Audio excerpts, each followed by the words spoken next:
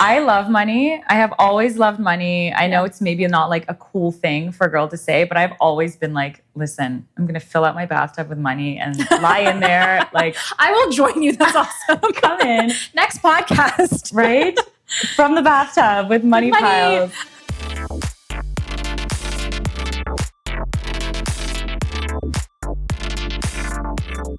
Welcome to She's Interesting, a podcast for women over 30 about business, money, and well-being. I'm your host, Rashel Hariri, and we have a very, very fun and thoughtful episode for you today. I have my dear friend, Sigute Zitikyte, who's visiting from Ottawa.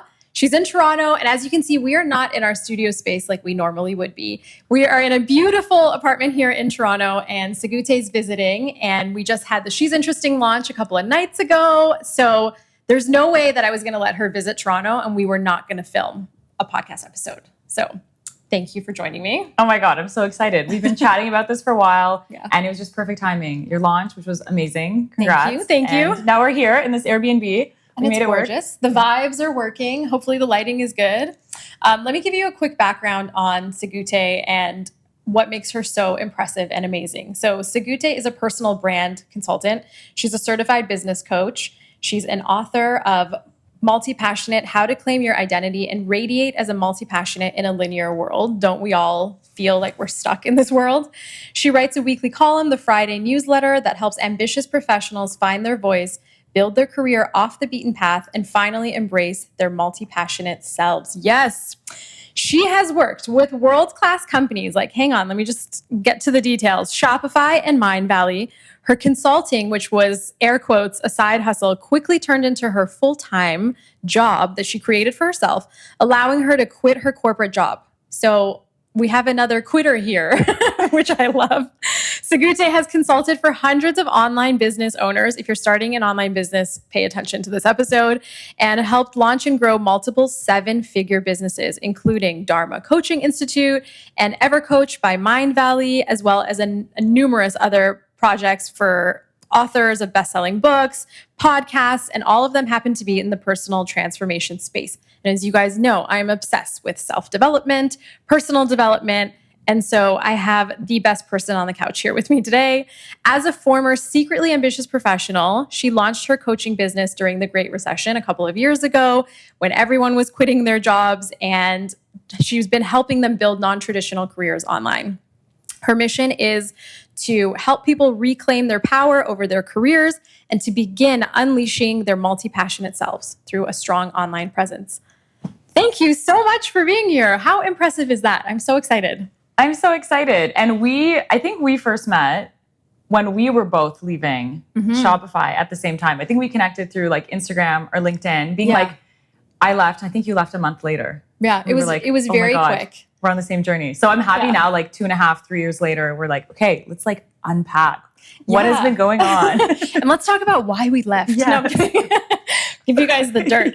No, I remember that I had seen, I don't know if it was like, I saw it on Slack first or if I saw it on Instagram, but somehow I came across your profile and you were sharing your journey. And I thought, this is amazing because she is steps ahead of me and I'm about to take this leap too. And it's very nerve-wracking when you've had a nice corporate career, you got a good salary and you're leaving. Yeah. And I was like, this is great. I am going to find a buddy and we are going to talk about stuff that no one else can relate to. Yeah. Yeah. So when you decided to leave Shopify, you had been in your corporate career for how long?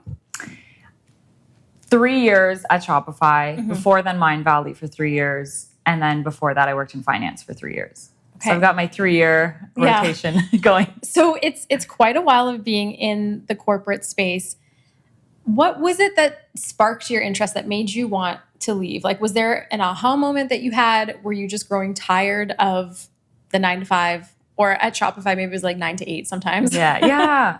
It was many things. I think probably similar to you is, I mean, the thing that we went to Shopify for was the internal jungle gym. Yeah. And you can move around. And I loved my role. It was incredibly amazing. Then I started in the last year feeling like, okay, where's the next thing? And I love personal development. We're obviously going to get into that. And I just started finding myself trying to like inject it into Shopify, which I think in a way is really good. And I know that there was like some debates also going internally of like Shopify is an e-commerce company and we're removing friction through tech. Yeah. And I was like, okay, but there's also we have to remove the mindset friction and the network friction that entrepreneurs have and the doubt friction. And so I was like trying to make that work. And I love that. Yeah. And then there kind of a moment hit me where I was like, why do I have to be with Shopify tattooed on my forehead to feel comfortable to pursue my dream? And I was like, no, maybe there's a jungle gym outside of the jungle gym, which is, step outside the box. And so in the real world. Yeah. So I was like, what if it's just me as Sigute and not me behind a company? And I've always but like I've valued amazing companies that stand for a big mission. Yeah. And that's what founders who have passion and vision. And I just reached a point where I was like, I could be that. Absolutely. Yeah. What I really love about what you said is I had a similar experience where I was working for McDonald's. I worked for Tangerine Bank before. I worked for Shopify. And it's sometimes in your career, you get stuck with like, well, if I'm at McDonald's, which is the largest global brand, where do I go next? And then you're like, well, if I'm at Shopify, which is this incredible tech company, it's Canada's tech darling, where do I go next? And I feel like by removing yourself and recognizing that your value is something that you carry, not what your employer carries, it's like releasing yourself of these corporate handcuffs where you can do whatever you want now. Like, how do I want to live my life? What's my path? What does my jungle gym look like? We're actually going to get into the jungle gym that Sigute is creating for herself because she has so many interesting projects that are on the go.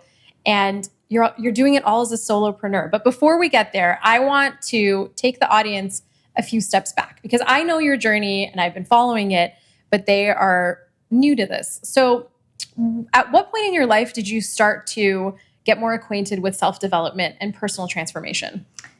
I am so grateful for my mom to fill our shelves with personal development books. She was into that. I know that you're a big Oprah fan yourself. Me, my two sisters, my mom, we would 4 o'clock hits. You're watching Oprah. Yeah. She was like our spiritual guru. And it just stuck with me. It doesn't stick with everyone. It didn't necessarily stick with my sisters at the time, but it really stuck with me. And I was the boss babe, the like, let's go to business school and then let's go to finance.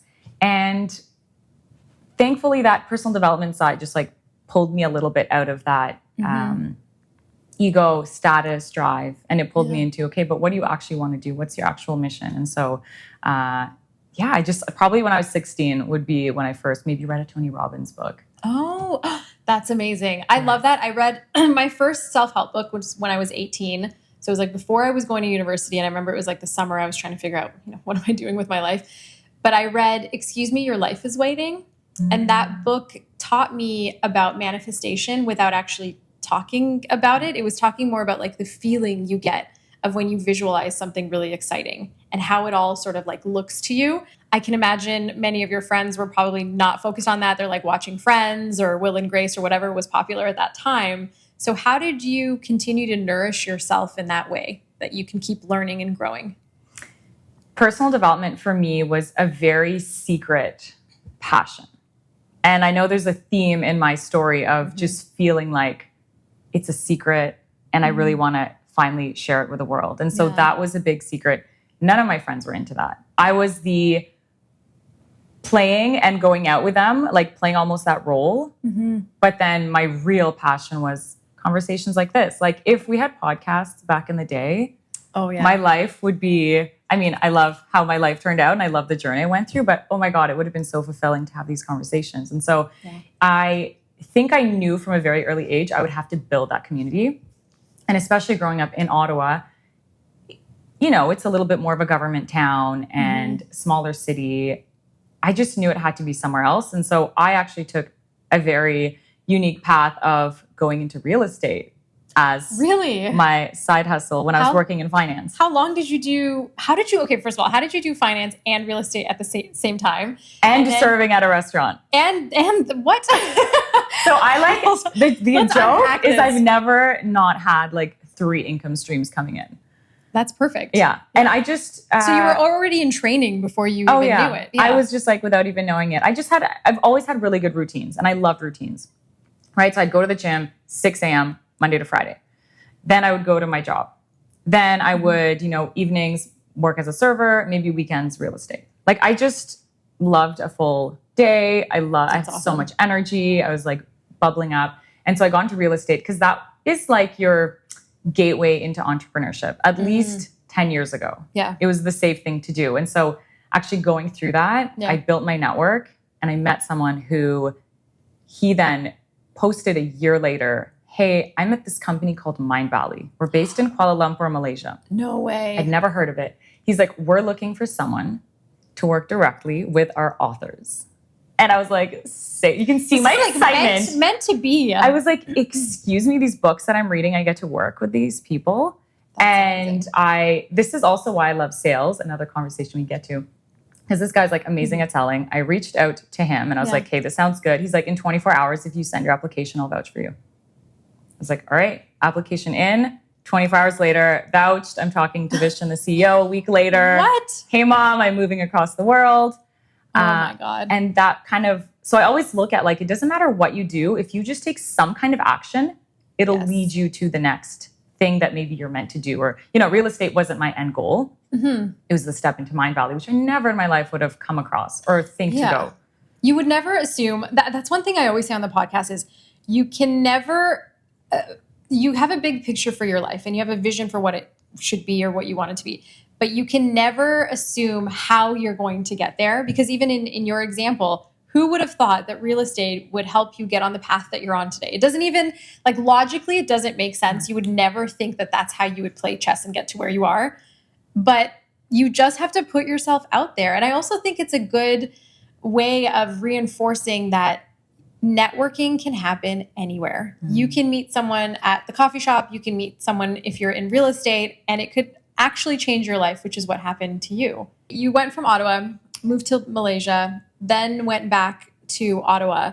When you arrived in Ottawa and you were like, I'm going to work for this company called Shopify, was there ever a moment when you were thinking like, do I want to be back in Canada? Especially when you've had so much experience around the world and you've seen things. Did it ever feel like Canada was too small for you or Ottawa was too small for you? Or what was your feeling? And the reason why I ask this is because I have a lot of friends that have moved abroad and then they come back. And the adjustment of coming back for some people can be quite difficult. And maybe someone listening right now may have just moved from another country to Canada or to Ottawa or to Toronto, and they may be going through the feels. So I'm curious what your experience was like. Yes. Okay. Short answer. Yes. I always think that you should leave the city that you've lived in to get that experience. And I know both of us are immigrants. Like I was born in Europe. Like I know that there's a bigger world out there than just Ottawa or just Canada. And that's such an important part of me. But I struggled with that for a long time of like, is this city too small for me? And I've really come to terms with, I love having a home base in a place like Ottawa, but that just means I'm going to go travel a lot more. Yeah. Like even coming here for a few days for the launch of your podcast. Like these are things I'm integrating into my life. That's great. And I'm traveling for clients next month. And so when you have that balance, it makes it, worthwhile and it's good. And I think something interesting happened during the pandemic where it's almost like you won if you were living in a big home, right? Honestly, I was like, thank God not thank God for the pandemic, but thank God that we started working from home because I also don't live in Toronto and I would have to commute to the office. Right. And honestly, I remember the amount of times people were like, oh my God, why don't you live in the city? Why don't you live in Toronto? And I was like, I don't want to live here. I was like the odd person. Yeah. And the really interesting thing is, like, I also work with a lot of really like 7-figure entrepreneurs. None of them are living in a condo downtown. And that was a really interesting thing to notice is they have the quiet space. I mean, look at any celebrity too. They're like in, of course, a big mansion and their big backyard, but they're very isolated. Yeah. And so it kind of was more like, it's not the city that's going to solve your problem. It's your network and how you nourish yourself that's going to change who you are. Because you can be in a city like Toronto here or whatever, New York, and not have any of the good sides of a calm life. Like your cortisol is not flying through the roof. So I'm very into building online communities because you can access that wherever you are. And I hope that the takeaway from this portion of the podcast isn't like move out of your condo and come to the country, although like you guys are welcome to come join me. But I actually found that for myself, when we were further away from the city, at first it was a culture shock. Like I was like, wow, things are further and I have to drive longer. But now that I've been out of the city for at least 5 years, I do feel like I'm more calm. I feel like I have more space to think. I have like I surely still have online distractions for sure, Instagram, TikTok, whatever. But in my life, I'm able to remove myself from the chaos that the city provides and be able to think clearly of like, what do I want? What's in my core? Instead of being stuck in this sort of like race to be successful or race for the hustle, I'm out of all of that. So I come to the city a couple times a week. I leave that and I go home and I relax. And I think to myself, like, my peaceful life and my dog, what are we going to do? Like, what do we want to do in the next year? And that to me feels really nice because I feel like the driver versus like a passenger. Yes. I love how you explain that. I also love getting your energy from different places and like pop in downtown if you need it. But something that I've been really reflecting on this year is how much moving to a busy city, being in a busy environment, how much of that can sometimes be a crutch for the fact that maybe you're not really excited or motivated intrinsically for that thing. Yeah. And so when you're pursuing something that looks good but doesn't feel good, you need all the support around you. The perfect morning routine and the perfect this and the busy city and everything to like keep you going. And the second you step out of it, you're going to be like, I actually don't want any of this.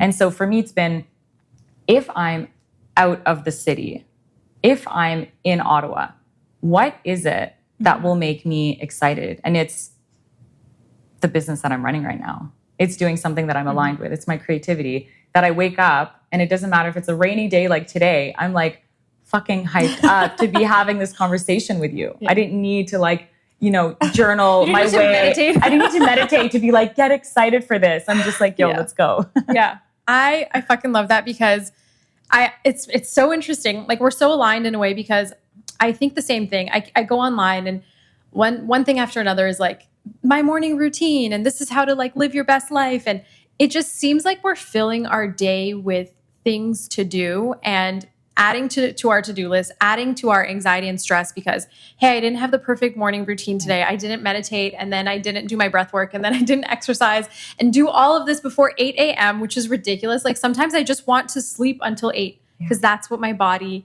needs. So I'm glad that we're talking about this because I do think as much as I'm trying to remove perfection from our vocabulary on this podcast, there's so much content and like aesthetic, beautiful content that's being created that's pushing us to want to be more perfect and have the perfect space and have a perfect house. And it's just not real. Like sometimes your dishes are just going to be in the sink and sometimes you're going to sleep until 8 and you're not going to get your morning workout or stretch, but you're going to be excited to run to your computer and get your stuff going. And I feel like I'd rather have that than a perfectly curated morning, but a shit ton of anxiety, which is what I used to have. Yeah. I feel very calm now. So my big thing is that the personality that you wake up with is not the personality that you have to have for that day. And I think the beautiful thing of what your morning routine is all it is get your energy into the state that you want it to be. So listen, I wake up and I'm feeling low energy or I'm feeling doubt or I'm doing something big that day and I'm really nervous about it or my imposter syndrome creeps up and I'm like, I would just rather not do any of the calls that I'm doing today or, if I'm recording a video and then it's like, okay, what are the things that are going to get me back into my little boss babe energy? So I'll listen to podcasts in the morning. If I'm writing, I'm going to make a beautiful cup of tea, like make it a whole little thing and then sit down and write. But the important thing here is that it's not a checklist of, did I do this? Did I do this? Did I do this? Now I sit down and I all the doubts are still there. So the focus is just elevate your energy into whatever you need it to be. I really like that because it's also like nourishing yourself at the time in the way that you need it. So instead of, like you said, instead of this checklist of I have to do all of these things, it's like today I'm feeling anxious. And what do I do when I'm overthinking and anxious? I'm going to write because that's going to get it out of my system. And that could be my ritual that I do or whatever it is that makes you feel good. But I think the challenge is when society and social media tries to make it look like there's one type of morning routine that's superior to the rest, that's where I think my problem is, because I'm like, I don't want to work out today. I'm going to go for a walk and then I'm going to have like a coffee and start my day. And I think that's what we need to lean into more. And especially as like women that are above 30, and like, who fucking cares what anybody else is doing? What's going to work for you and what you need that day? So let's just keep that, like put that on a post-it and put it on your fridge. Like, what do you need today? Fucking do that.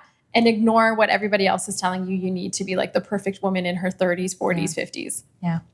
You've taken a lot of risks. You're like moved to a completely different country, different continent. But when you were getting ready to leave corporate, what did you do to prepare yourself? Because I think preparation and planning is the thing that gives you confidence when you want to take that leap. And I'm so curious what you did to get yourself ready. I love that you started with, it looks like you've taken so much risk, because my core essence is stability. Me too. Yeah. I think it's because we're immigrants. Yeah. I don't like risks. Yeah. And also working in finance, anytime we had a new client come in, you'd always do the risk assessment on them. And it just ingrained into me that just because crypto might be the best thing to invest in doesn't mean this person won't sell the first day it drops a little bit. And so you've just blown up their entire portfolio. Wow. So you have to really know your risk and then take action that will support it. And you're not going to blow it up or freeze up or run away. So stability is really important to me. And I think that's why I've always layered on. I've had a main gig and a side hustle and maybe an experiment that I'm doing. And so I always have the freedom to test things out before going all the way into them. So leaving corporate, I had my side hustle of consulting for clients for, I would say 2 or 3 years. Had one client, maybe 2 clients. And then when I was ready to leave Shopify, it was just more like, where do I put the gas and where do I put the brakes on? And I reached out into my network and I lined up a few clients. And it was like, all right, I have clients starting in January that are going to take up a full part of my week. So exciting. I have no choice but to quit at this point. Yeah. Like I set myself up for that. And then it was a smooth transition. And I don't feel privileged to say that. Like, I don't feel privileged that it was a smooth transition. It wasn't scary to leave because I did the homework. Yeah. I did the planning and I created the runway for myself. And I'm not saying if you have high risk tolerance, get at it, burn the bridges and like quit figure tomorrow. it out. Quit tomorrow. But I know that about me. So yeah. I appreciate the way that you broke down your process, because I think sometimes we do feel like, how do I even get to where I need to go? How do I even like build the foundation for it? Especially when you have a full-time job, right? Like you're getting paid good money, especially we were working in tech. So you're kind of like, you're taken care of. And so it's hard to leave that behind. But I think the lesson here is if you want to do something, you can do it as long as you take the steps. And it doesn't need to be a big step. You don't need to be like, well, all of a sudden I'm going to be covering my salary and I'm done. It's basically like, I'm going to find, if you want to do consulting, I'm going to find clients in advance and make sure I have them signed on and I'm ready to go. If you want to start, a clothing company or something, well, maybe you start selling online while you have your job until you get to a place where you make enough sales that you feel comfortable leaving everything behind, because, we are people that focus on security in life. And I still think that's the essence of everything. You need to make sure at your core, it's like Maslow's hierarchy. Right. Are your very foundational needs going to be met? Are you going to be able to pay your rent or your mortgage? Or do you have enough to cover your food? Are you going to be able to actually have enough extra money to put back into your company and recycle that, so that you're not just like on a whim quitting and then being like, well, it's crickets and things aren't working out. And so I guess that means I'm not an entrepreneur. And like, that's not it. Yeah. Nobody just goes on a whim and then doesn't have an idea. Like you can have an idea of what you want to do and then figure it out. So while we're on the topic of money and security, there's a big trend right now. And I ask this question to everybody about like a scarcity mindset or abundance mindset. There's so much conversation about this online. Where do you fit in on this scale? Have you always been at the stage that you're at now? And like, tell us what your views are on money. That's basically the short question. What do you think about money?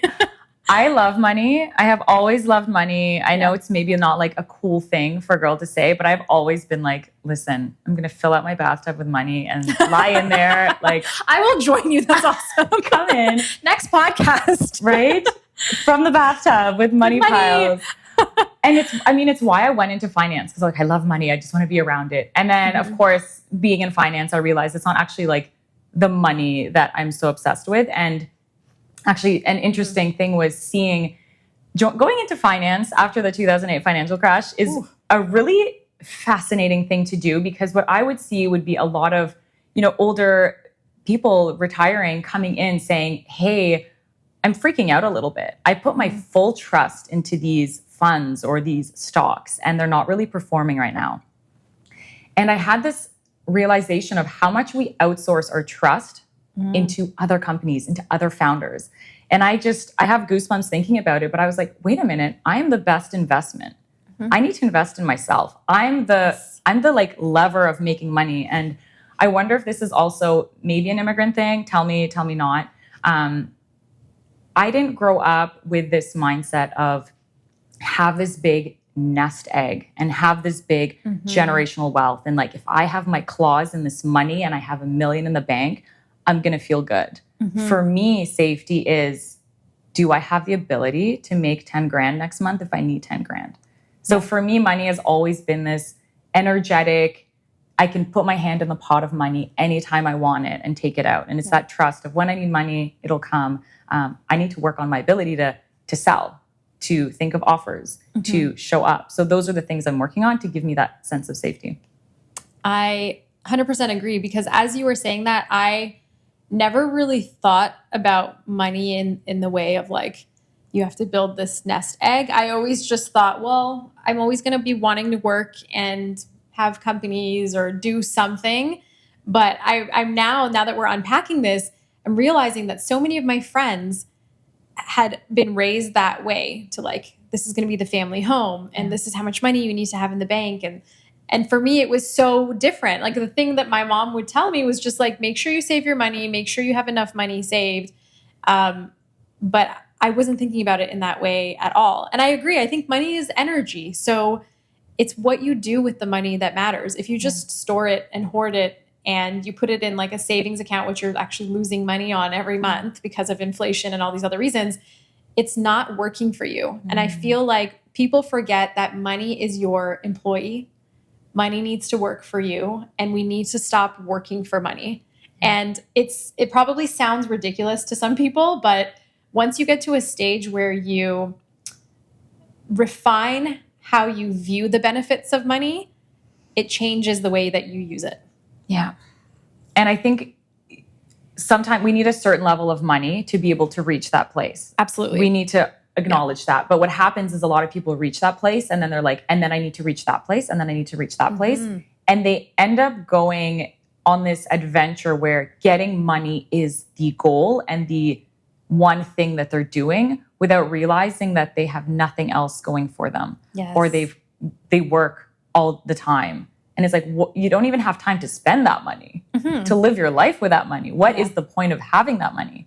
And that's when it can go a little bit too far. Yeah, I agree. So speaking of money, and we're talking about lots of money, you've worked with a lot of founders that have created 7-figure businesses. And this, I think, is so exciting that you've been there and worked with them and seen them build these companies, and you've been a part of that. Is there some sort of playbook? And I should like preface this by saying this is more online businesses that you've worked with, right? So have you seen a playbook? Is there some sort of foundational things that you think anyone who's creating an online business today should be doing? So many things.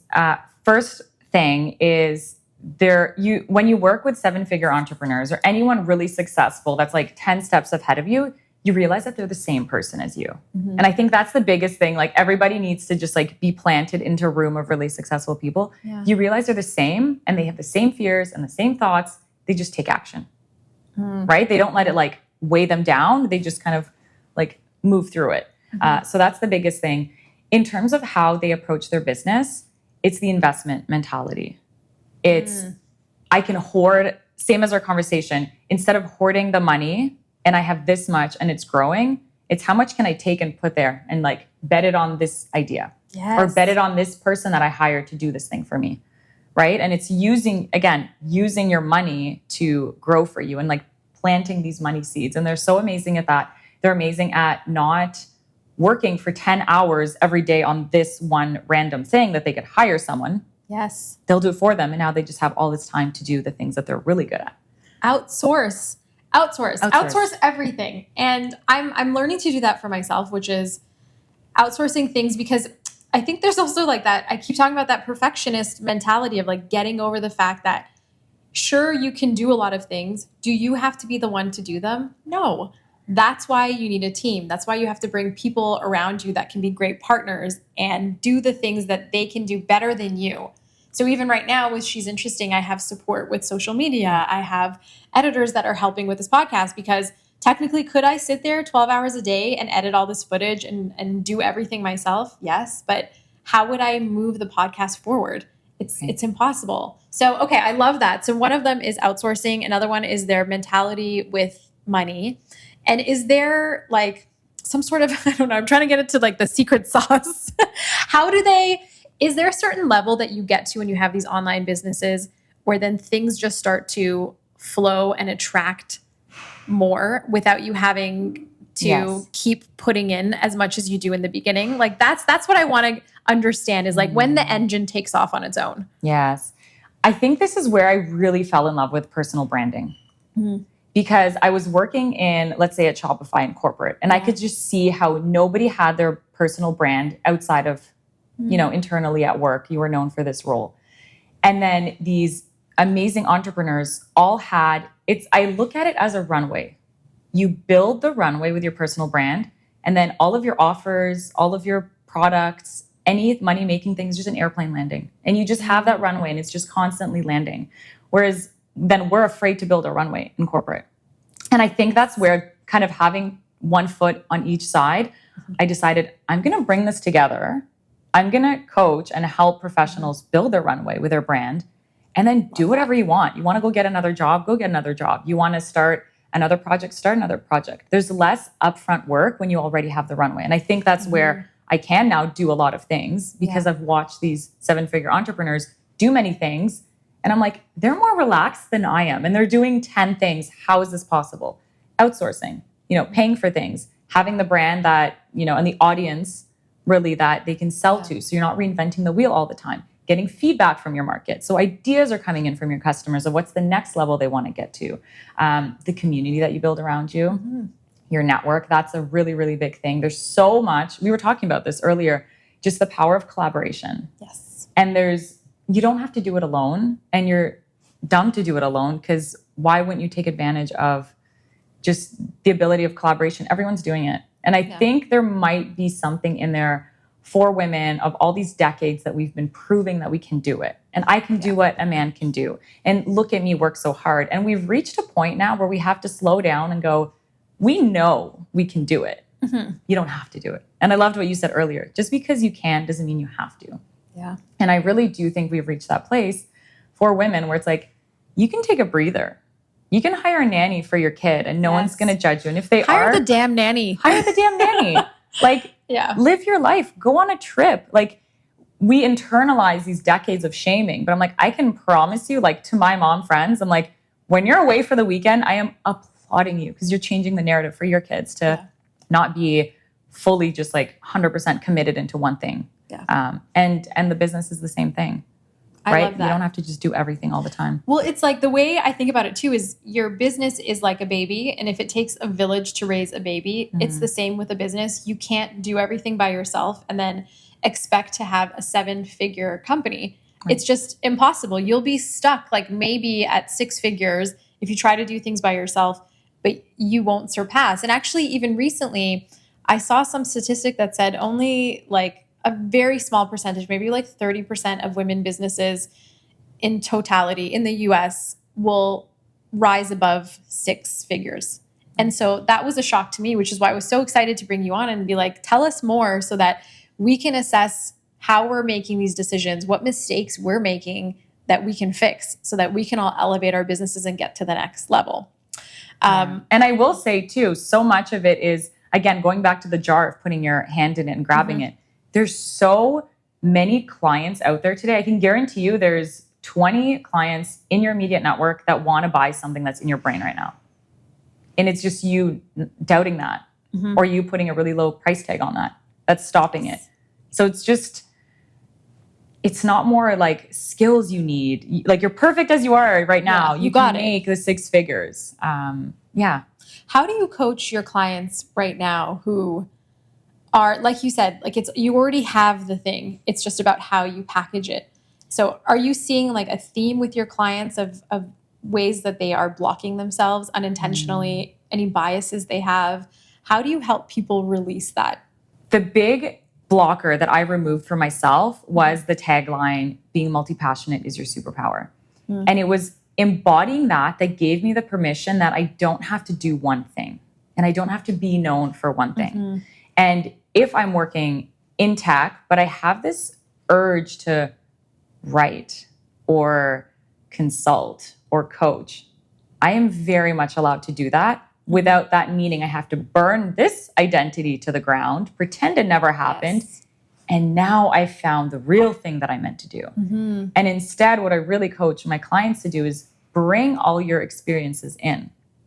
Because me working in tech and me working at Mind Valley and me having this, me working in finance, I bring all of that into my story. That's what makes me unique.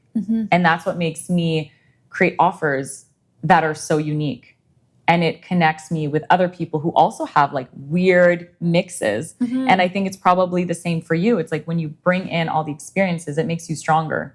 Yeah. And we have to get rid of the narrative that it makes you all over the place or lost. It's like, you don't have to take on that story.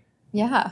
Like I'm a fucking badass with many ideas. That's my story. I fucking love that because I often find people are worried like, oh, on my resume, it'll show that I jumped around or I did this and that. And people are going to judge me. And one piece of advice I always give is like, that's fine. As long as you can share the story. Yeah. Like, why did you jump from this company to this company? Why did you quit your job for 2 years and do something different?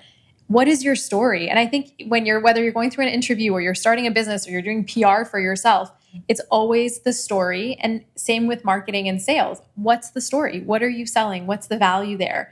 And I love that you're sharing these details because oftentimes I think, especially with LinkedIn and all these social networks, it's so easy to look at other people's story and to be able to assess how you think their personal brand is and like, oh, this person's so smart and this person's speaking on panels. And then when you put the mirror to yourself, it's really hard to see, well, what am I good at? What's my story? How do you pull that out from your clients? Do you have like workshops that you do with them? Or what's the process like if someone wants to work with you?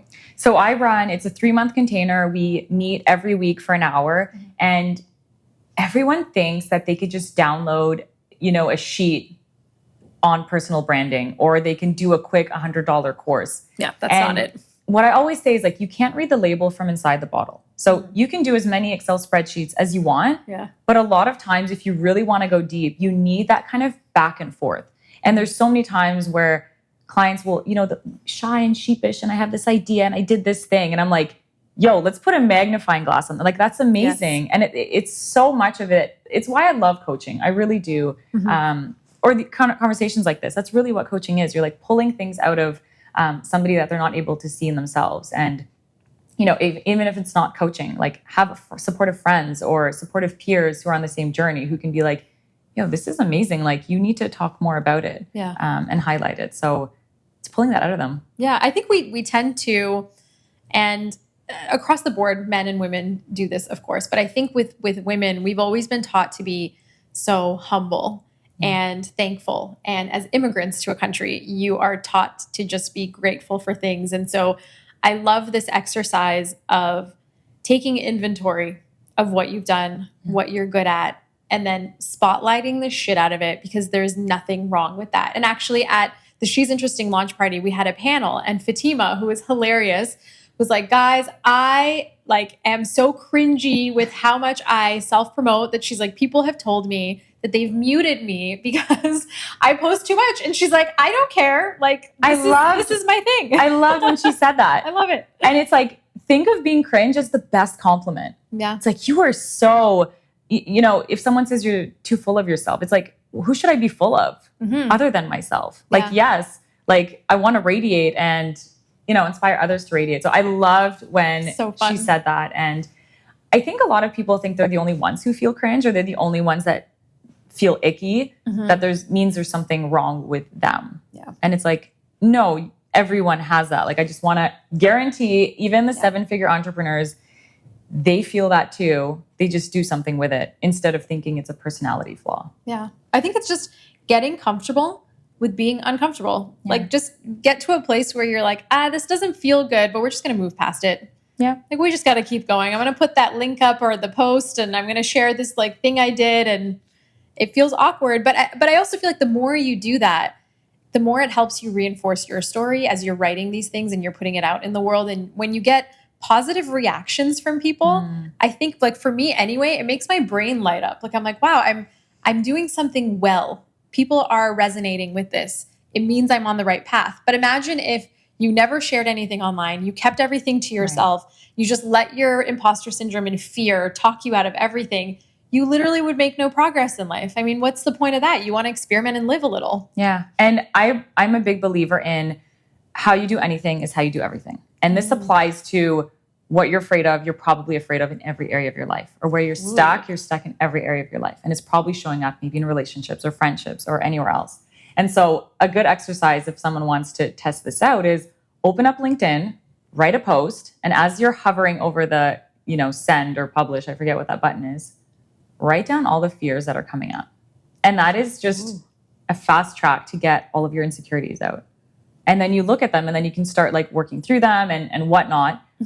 But building your personal brand is a path to like pulling out all your insecurities and all the like shit that you've accumulated, stories from people, the comment your grade 10 teacher made to you. So now you're scared to, write or anything like that. So use it as a tool. And then it becomes easier because you're like, listen, I'm not here to like please you with my content. I'm here to like figure out what insecurities came up when I hit publish. Yeah, it goes back to exactly what you said. It's about being full of yourself. Like, you know yourself so well. You've done the self-work. You've done the exercises. You've either done it by yourself with a coach or with friends. And so now you kind of know who you are, and you can walk more confidently in the direction that you want to go. Yeah. Which I love. So I'm in awe of the amount of projects that you have on the go. As a self-diagnosed person with ADHD, I haven't been fully diagnosed yet, but I've done all the tests online and everything is pointing to yes. I love that you, for example, Sigute has client work that she does. She has the newsletter that she writes. She has a new book that she launched. It takes time to write a book. She has coaching clients, and now she's launching a masterclass. So when you are doing this as a solopreneur, you're also helping other entrepreneurs. It's a lot of code switching. It's a lot of multitasking, and it's a lot of work for one person. What structures do you have in place to help you as this independent business owner to make sure that you don't lose your mind and you stay focused? Right. I also have so many thoughts in my head at all times that I've learned from an early age of, as much as I can take thoughts out of my brain and get rid of them, the happier I will be. So of course, writing is like a huge thing for me because I can get ideas out that way. But the other one is using any kind of online tool or calendar. Like if it's in the calendar, I'll do it. I just don't want to think about things. I want to do things. And I was saying with fitness, right? I'm not the type of person that's like, I'll wake up and I'll decide what class I want to go to. It's, for me, it's going to work and it's going to stick if I know at what time I'm going with, what day of the week, and what workout I'm doing. And that's been the biggest help for me, is just having those time blocks. And I think going back to what I've learned working with these amazing entrepreneurs is they ditched perfectionism. Perfectionism wastes 90% of your time, and then you only end up doing 10% work. And it's like, if you just ditch that, how much time would free up in your day? And I know they would, like, you would think these people are planning ahead of time and everything. And it would drive me insane because I'm helping them launch a business a month before. And I'm like, I'm stressed out. I'm overthinking. Is it going to work out? Is it going to be good? And I'm like, yo, chill. Like, it'll just happen. And if on the third day of the launch, we need to pivot and change something, we'll pivot and change something. And it really taught me to just love that. Go with it. Okay. So with all these projects that you have on the go, you have the book right now. And you had a beautiful book launch, which was so nice. I was like following online from Toronto. It looked really good. Is there anything that you're still secretly ambitious about? I love this question. I feel like I'm in a place where I've got such a nice rhythm of starting new things, that there isn't anything that I'm secretly ambitious about. And that's a really beautiful place for me to be in. Yeah. That there isn't a part of me that I'm hiding or blocking away or secretly working on. I'm in the process of launching the Multi-Passionate Mastermind with a really amazing friend of mine, Jill. And we're doing it such an easy way. And my sales page is on a Google Doc, just because I want people joining to realize you can launch something with a Google Doc. For anybody who's listening to this right now and who's maybe secretly ambitious and is afraid to put out the fact that they want to start a company or they want to do something that to them feels really wild, it's a journey. Like if you look at what Sigute has gone through in her career and in her life, or if you look at what I've been going through until I got here, 5 years ago, I wouldn't have been prepared mentally and as a human to be where I am today. And so everything takes time. And so just think about it for yourself that you are building the foundations to get to who you want to be in the future. But as long as you take action and you start doing things from now, it'll help you get to that path. You just don't need to be there today. Maybe you get there next week. Maybe you get there 2 years from now. But don't think that because you don't have the things that are in your mind right now that you won't get them. And there's this quote that I love that says, your mind has to arrive at the destination before you do. So like make up your mind that you're going to do these things and then the path will appear, which sounds so crazy and so like wishy-washy, but I truly believe that. Like my mind decides something and then I'm like, okay, we'll find a way to get there. Yeah, I love that. And especially for us, there's so much pressure that when you hit 30, some bell chimes and it's like, do you have this? And my mentality was, why do I want my life fully cemented and blocked off and perfect? And even again, going back to the immigrant conversation of like the forever home and this and that, like, why would I want a forever home at 30? On what planet? Like, I'm going to have a bougie house when I'm 60. And then when I'm 80, I'm going to have a villa in France. Like, I don't need no forever home. I'm going to have homes up. Well, thank you so much for coming on the podcast. This was so much fun.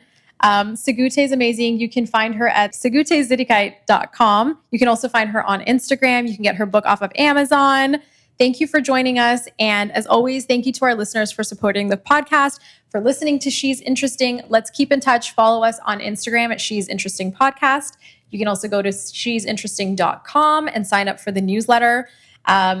And yeah, I hope you guys have a great day and that you took something away from this conversation. If you have any other questions for us, let us know on social media and we will have a follow-up. And thank you for bringing this podcast into our lives. I'm so excited to just listen to every episode you release. My pleasure. Thank you, ladies. Mwah.